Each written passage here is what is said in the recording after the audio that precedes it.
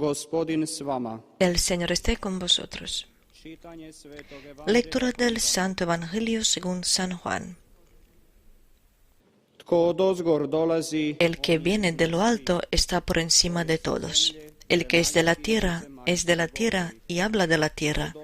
El que viene del cielo está por encima de todos. De lo que ha visto y ha oído da testimonio, y nadie acepta su testimonio. El que acepta su testimonio certifica la veracidad de Dios. El que Dios envió habla las palabras de Dios, porque no da el Espíritu con medida. El Padre ama al Hijo y todo lo ha puesto en su mano. El que cree en el Hijo posee la vida eterna. El que no crea al Hijo no verá la vida, sino que la ira de Dios pesa sobre él. Palabra del Señor.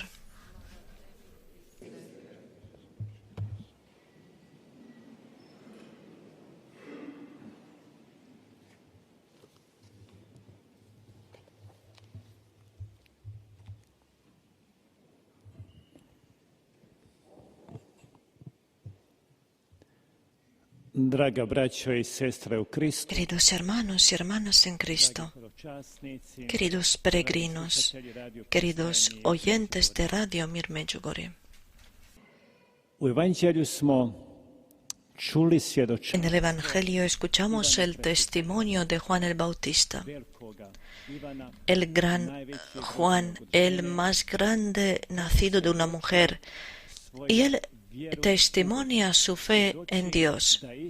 Él testimonia que Jesús es el Hijo de Dios, es el Mesías. Él pudo haberse llamado a sí mismo el Mesías porque tenía tantos seguidores.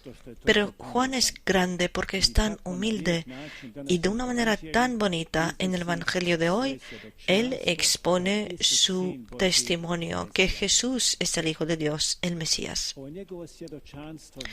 Este testimonio suyo de la fe me gustaría comparar con el testimonio de la fe de Tomás el apóstol, al que llamaron el incrédulo. También quiero presentar el testimonio de la fe de Juan el apóstol, el discípulo amado, y de los demás apóstoles.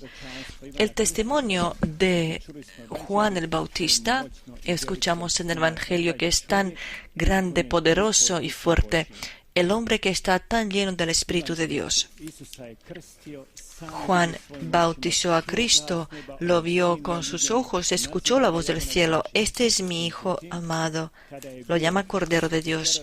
Pero cuando estaba en la cárcel de Herodes, y podemos suponer cómo era el cárcel en ese tiempo, oscuro, húmedo, difícil. Juan, que había pasado 15 años en el desierto, que estaba acostumbrado a dormir bajo el cielo abierto con las estrellas, de repente ahora en la cárcel, en la oscuridad, sin las estrellas, sin espacio. Y Juan empieza a dudar. El gran Juan, el más grande nacido de una mujer, empieza a dudar y manda a sus discípulos a preguntar a Jesús: ¿eres tú ese o tenemos que esperar al otro? Él expresa su duda. Él pasa por la experiencia de la duda. Y es un hecho que Juan no dudaba porque estaba en la cárcel, porque era difícil y oscuro. El hecho era que era difícil, que no había las estrellas ni espacio, pero él no dudaba por eso. Tampoco dudaba porque tenía miedo de Herodes, de su persecución y martirio. No dudaba porque tenía miedo de su muerte. Ese hombre era valiente. En cada momento estaba dispuesto a morir por la verdad, por su Señor. La razón por qué Juan el Bautista dudaba es que Jesús no se comportaba, no hablaba, no hacía así como él lo esperaba. Él lo esperaba de una manera diferente. Él había leído al profeta Isaías y lo sabía de memoria, supongo. Y cuando empezó a predicar, él hablaba claramente en las imágenes. Ha venido el tiempo, ha llegado el momento del Mesías. La hacha está en la raíz del árbol. Cada árbol bueno estará en la vida y cada árbol malo estará sacado y tirado al fuego. Se separa el trigo de la paja. La paja se salvará mientras el trigo estará en los almacenes. Es un discurso claro como los pecadores estarán rechazados de Dios y los buenos y los justos serán premiados con la vida eterna. Y de repente viene Jesucristo, que no solamente que no tiene el hacha y no quema a nadie, sino es más, con esos pecadores es un amigo, habla con ellos, cena con ellos. Incluso uno de esos pecadores lo tomó como apóstol suyo. Y Juan no lo entendía, no encajaba. Y llegó la duda. ¿Y qué hace Juan con esa duda? Esa duda no la toma como un objeto de su reflexión, de sus dudas, sino esa duda la presenta a Jesús. Manda a sus discípulos para que lleven su duda a Jesús. ¿Y cómo le responde Jesús? Jesús responde de la manera que cita la Santa Escritura, Isaías el profeta. Decid a Juan, los ciegos ven, los sordos oyen, los paralíticos caminan, los cojos caminan, a los pobres se les anuncia el reino de Dios. Y cuando Juan escuchó esas palabras de Isaías, él entendió, sabía, y ya no pronunció ninguna palabra de la duda porque no había duda en él. Estoy convencido que él creyó.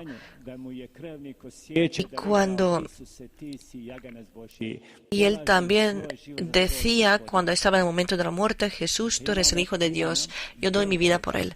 Tenemos a Juan el Bautista, el grande, que pasó por la experiencia de la duda. Tenemos a Tomás el apóstol, que es un luchador fuerte por Cristo. También había pasado por la experiencia de la duda. Sus amigos, discípulos, apóstoles con los que pasaba tiempo les dicen que habían visto a Jesús. Y él dice: no, yo no lo creeré hasta que no vea con mis propios ojos, hasta que no toque con mis manos. Yo dudo que eso es la verdad. El Evangelio dice, cuando Jesús lo llama: Tomás, acércate, toca mis llagas, mi costado con tu mano. No dice en ningún lugar que Tomás lo había hecho. Tomás ya no tenía necesidad de tocarlo. Tomás lo vio y lo escuchó, y creo que se tiró de rodillas y dijo: el Señor mío y Dios mío. Quizás la expresión más profunda de la divinidad de Jesús en el Evangelio. Y no solamente que Tomás dudaba, sus apóstoles también dudaban, quizás más aún que Tomás, pero Tomás se quedó el dudoso e incrédulo. Tenemos el Evangelio de Marcos, el capítulo 16. Jesús se apareció a María Magdalena y dice: ve y di a mis discípulos. Y ella corre alegre, viene entre los discípulos y dice: he visto al Señor resucitado. Y ellos la escucharon, y ese pasaje termina con las palabras: pero no la creyeron, dudaron. Ellos dudan también, son dudosos. Dos discípulos, igual del Evangelio de Marcos, el capítulo 16, los dos discípulos que van a Emaús han experimentado a Jesús, comieron con él y él desapareció. Cuando partió el pan, entendieron que era Jesús el resucitado y corren a Jerusalén a los apóstoles y les cuentan su experiencia y dicen: Jesús ha resucitado. Y como los apóstoles lo escucharon y entendieron, ese capítulo termina: no les creyeron, dudaron, eran incrédulos. El Evangelio de Lucas, el capítulo 24, Jesús se aparece a las mujeres y dice: decid a mis discípulos que me esperen en la Galilea. Ellas corren, vienen a los apóstoles, tampoco a ellas les creyeron. 3 grupos de diferentes personas. No son unas personas cualquiera, sino unos hombres de confianza, los apóstoles y amigos de Jesús, pero dudaron y no creyeron. ¿Y en qué momento creyeron? Creyeron cuando vieron personalmente, cuando personalmente tocaron, cuando personalmente comieron con Él, cuando lo escucharon en el encuentro personal. Y es tan importante ese encuentro personal. A través de todas estas reflexiones quiero decir que la duda es la hermana Melissa de la fe. La fe constantemente se encuentra con la duda, no la duda que va a decepcionar, sino la duda que guía, que conduce adelante. Un director espiritual ha dicho: tengo miedo de la fe que no ha pasado por la experiencia de la duda, a través de la búsqueda del anhelo de más seguridad y que nunca se ha decepcionado en su propia seguridad. Tenemos derecho de dudar, tenemos derecho de fallar, tenemos derecho de no entender a otras personas que han experimentado cualquier cosa. Porque no es ningún signo de la fortaleza ser siempre fuerte, y no es ninguna señal de debilidad ser siempre débil, enseñar la debilidad, enseñar que no entiendes, pues eso es el signo de la fortaleza. Quizás la fe de aquel que testimonia esa debilidad a todos es verdadera y viva, porque está dispuesta a exponerse ante los demás, ante Dios. Yo no lo sé, explícamelo, quiero verlo. Dios simplemente deja las dudas en nuestra vida. No para que seamos incrédulos, sino que seamos realmente humildes, fieles, no soberbios y presumidos que yo puedo con mi fuerza, con mis pensamientos, con mi enseñanza, con mi teología llegar a la fe. No, sino para que entendamos que hasta la fe llegamos con la gracia de Dios. Es un don del cielo. Ser tan humilde y abrirse don. Ni Juan el Bautista, ni Tomás, ni los demás apóstoles no llegaron a su fe basándose en sus pensamientos, en sus enseñanzas y lecturas. Es una cosa. Otra cosa, que no llegaron a su fe basándose en lo que decían los demás, aunque sean sus amigos y apóstoles. Han llegado a su fe solamente en la experiencia personal, cuando experimentaron personalmente el encuentro con Dios. El encuentro personal es el fundamento de nuestra fe. El sacerdote en el altar puede predicar lo mejor de Jesucristo, hablar con tanto entusiasmo. Puedes leer unos libros buenísimos espirituales, puedes leer unos pasajes de la Santa Escritura, pero eso todavía no es el encuentro con Dios. Tanto los sacerdotes como los directores espirituales, los libros espirituales, sacramentos, la Biblia, nos ayudan muchísimo en el proceso de nuestro encuentro con Dios. Pero tú te encuentras solo y sin ese encuentro no hay fe.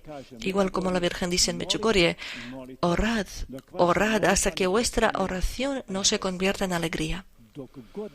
Hasta que no llegues a esa alegría en la oración, nunca vas a saber rezar.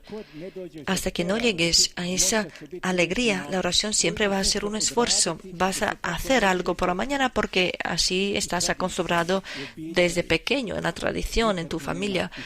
Pero no hay oración verdadera allí. Lo mismo es con la fe. La fe empieza en el momento cuando puedes decir: yo sé que mi Dios existe porque yo lo he encontrado. María Magdalena, Pedro, Juan corrieron a la tumba y las mujeres, y llegaron a la tumba y vieron en la tumba de Jesús vacía. Todos pensaban que alguien lo había robado. ¿Y dónde llevaron a mi Señor? La primera asociación era esto. El único discípulo, la única persona de ese tiempo de resurrección que creyó sin duda, sin ver, era el Juan apóstol. Para él, el Evangelio dice: vino a la tumba vio y creyó. Él creyó sin ver. Creer significa ver aquello que nuestros ojos físicos no pueden ver. Él miraba y lo vio por dentro porque amaba especialmente. Siguió el nombre, el discípulo amado. En la última cena agachó, apoyó su cabeza en los pechos de Jesús. Y yo creo que él nunca levantó esa cabeza de sus pechos hasta el final de su vida. Y precisamente porque amó, porque amaba, el amor es lo único que tiene poder darnos ver al Cristo resucitado. Y a él Jesús le dio la gracia de creer. Y estoy convencido porque él es por eso que él se quedó en el Calvario cuando todos los demás escaparon. Él era el único que no tenía miedo. ¿Por qué? Porque amaba más que los demás. No, él estaba precisamente al pie de la cruz, donde Jesús le habla a él y a su madre. Aprendamos de Juan. Si queremos llegar a la fe de la resurrección, no huyamos de nuestro Calvario, de nuestra Gólgota, nuestra cruz.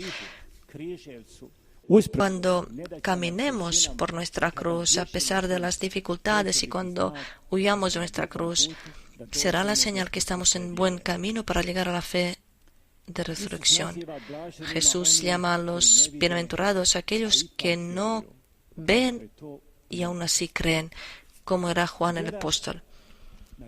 La fe supera la experiencia. Existe el tiempo cuando no vemos nada de lo que la Biblia nos promete. Hay tiempo en la vida cuando no podemos escuchar ningún consuelo de nuestro Consolador. Hay momento cuando no podemos liberarnos del miedo, cuando no podemos sanar, aunque rezamos y oramos y buscamos y no encontramos nada, no vemos ninguna luz al final del túnel. Y si en una situación así, en los momentos así en nuestra vida, creemos, entonces en nosotros se realizará la bienaventuranza de Cristo. Dichosos los que creen sin haber visto. Jesús no lo decía así, solo así, sin experiencia. Él mismo, mientras estaba en la cruz, estaba solo, abandonado. Era tan difícil, nada, ni los clavos, ni nada. La única cosa que he dicho, Padre, ¿por qué me has abandonado? Pero en esos momentos del abandono, él siente que está abandonado. Pero en esos momentos, su fe y su confianza hablan. Padre, en tus manos entrego mi espíritu. Es una gracia de creer a pesar de no ver nada de la cercanía de Dios en unas etapas de nuestra vida. No vemos nada de la cercanía de las personas queridas que están cerca de nosotros. Entonces, en una situación así, decir en la fe, Señor, en tus manos encomiendo mi espíritu, entrego mi vida, entrego la vida de mi familia. Si hacemos así y si tenemos la fuerza y fe de hacer eso, eso es la señal que la bienaventuranza de Cristo se está realizando en nosotros. Dichoso tú que no has visto y aún así has creído. Amén. Alabado sea Jesús y María.